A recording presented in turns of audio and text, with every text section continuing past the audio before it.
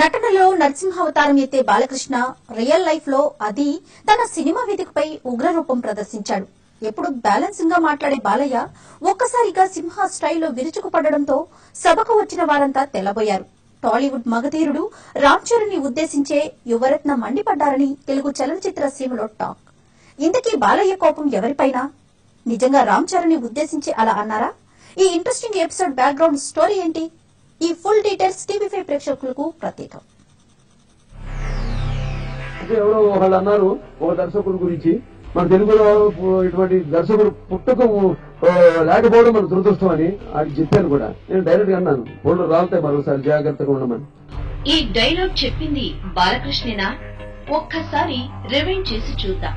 ఎవరో వాళ్ళు అన్నారు ఒక దర్శకుడి గురించి, మన తెలుగులో ఇటువంటి దర్శకుడు పుట్టుక లేకపోవడం మన దురదృష్టం అని అది చెప్పాను కూడా. నేను డైరెక్ట్ గా అన్నాను, ఫోల్డర్ రాలుతాయి మరోసారి జాగ్రత్తగా ఉండమని. ఎస్, ఈ డైలాగ్ బాలకృష్ణ చెప్పిందే. ఎప్పుడు రియల్ లైఫ్ లో తప్ప రియల్ లైఫ్ లో పరుషంగా మాట్లాడని బాలకృష్ణ ఇప్పుడు ఒక్కసారిగా ఉగ్ర రూపం దాల్చారు. ఒక హీరోను ఉద్దేశించే ఇలా విరుచుకుపడ్డారని అంటున్నారు. ఆ hero chocolate boy Ram Charan అని టాలీవుడ్ పోగొట్ట.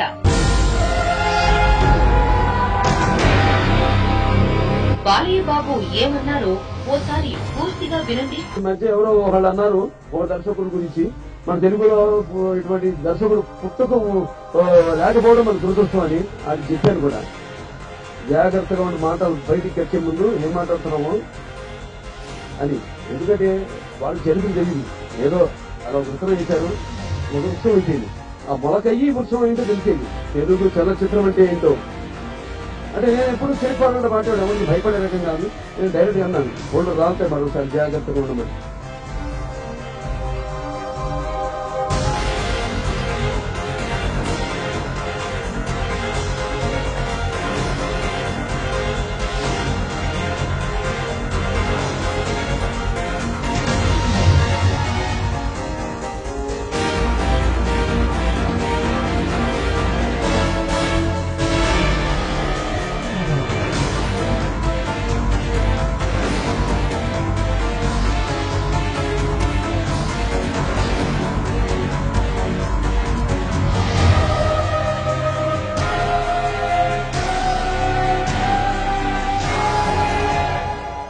రామ్ చరణ్ ఈ మధ్య కాలంలో సినిమాలకు సంబంధించి మాట్లాడింది సెవెంత్ సెన్స్ సినిమా సభ్యులు.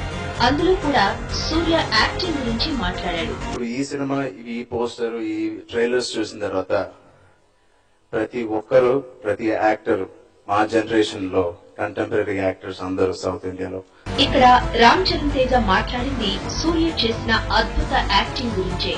అలాంటి యాక్టింగ్ చూసి నేర్చుకోవాల్సింది చాలా ఉంది అన్న అర్థంలోనే మాట్లాడారు. కాకపోతే